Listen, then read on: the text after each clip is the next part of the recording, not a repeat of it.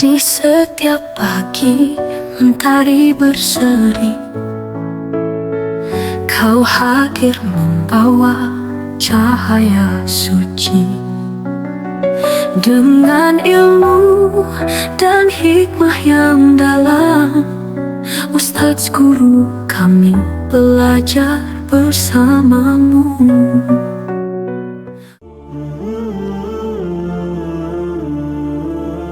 Assalamualaikum warahmatullahi wabarakatuh. Ma'asyiral muslimin rahimakumullah. Segala puji bagi Allah Subhanahu wa ta'ala, Tuhan semesta alam.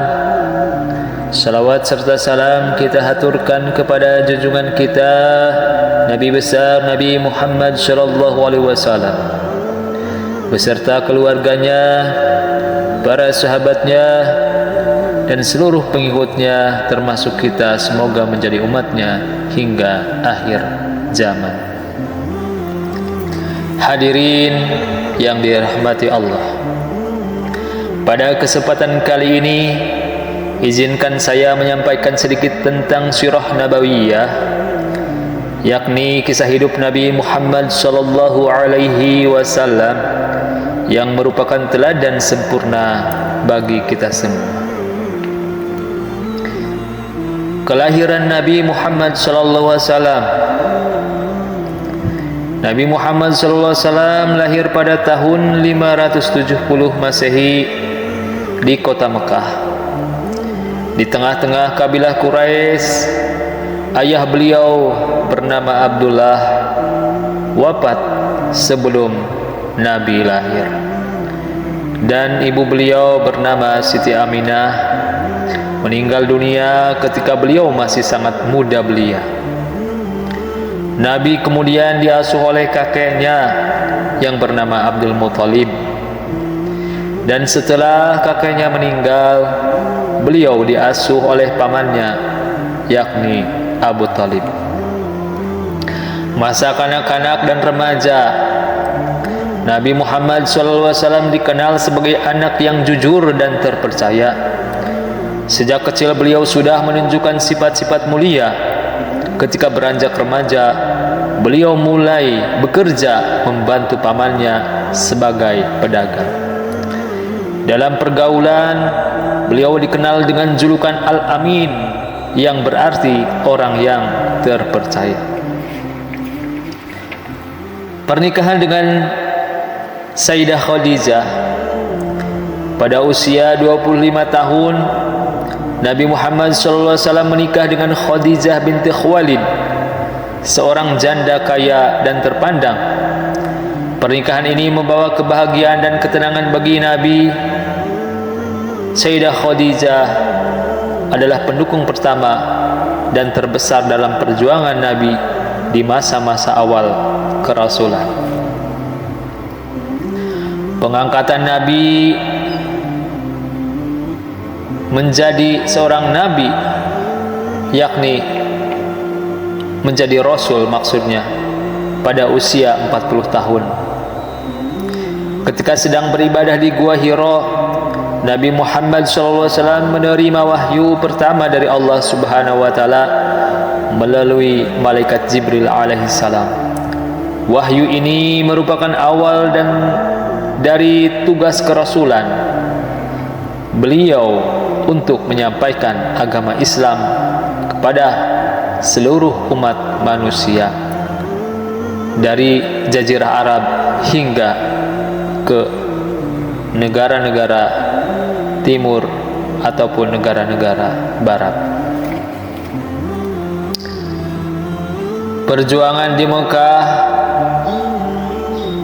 Rasulullah selama 13 tahun. Nabi Muhammad juga SAW menghadapi berbagai tantangan dan penolakan dari kaumnya. Namun beliau tetap sabar dan terus berdakwah. Banyak pengikut awal beliau yang harus menghadapi siksaan, cercaan, hinaan, intimidasi atau tekanan dari kaum Quraisy. Rasulullah hijrah ke Madinah dikarenakan tekanan yang semakin besar. Nabi Muhammad SAW dan para pengikutnya akhirnya berhijrah ke Madinah. Hijrah ini bukan sekadar pindah tempat, tetapi juga titik awal terbentuknya masyarakat Islam yang lebih kuat dan terorganisir.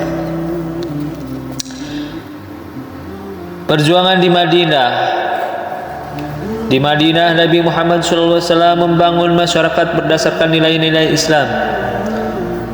Beliau mempersaudarakan kaum Muhajirin, pendatang dari Mekah, dan kaum Ansar, penduduk Madinah. Selain itu, Nabi juga berhasil menyusun piagam Madinah yang mengatur hubungan antara berbagai kelompok masyarakat di Madinah, termasuk dengan komunitas Yahudi dan suku-suku lainnya. Fathul Makkah atau penaklukan Mekah. Setelah bertahun-tahun menghadapi konflik dengan kaum Quraisy, akhirnya pada tahun 630 Masehi, Nabi Muhammad SAW berhasil menaklukkan Mekah tanpa pertumpahan darah. Beliau menunjukkan sikap mulia dengan memberikan amnesti umum kepada penduduk Mekah yang pernah memusuhi Islam. Wafatnya Nabi Muhammad SAW. Nabi Muhammad SAW wafat di usia yang ke-63 tahun, meninggalkan warisan besar bagi umat manusia berupa ajaran Islam yang lengkap dan sempurna. Beliau meninggalkan contoh teladan dalam berbagai aspek kehidupan, mulai dari ibadah, muamalah, hingga akhlak mulia. Hadirin yang dirahmati Allah, kisah hidup Nabi Muhammad SAW adalah teladan yang tidak hanya menginspirasi, tetapi juga memberikan panduan konkret bagi kita dalam menjalani kehidupan sehari-hari.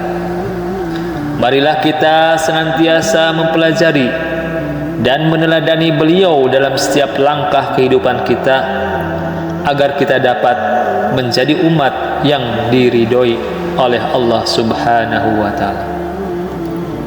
Akhirul kalam, semoga kita semua diberi kekuatan, hidayah, juga taufik, juga inayah, dan keteguhan hati untuk mengikuti jejak Nabi Muhammad SAW dan mengamalkan ajaran Islam dengan sebaik-baik mungkin. Wassalamualaikum warahmatullahi wabarakatuh.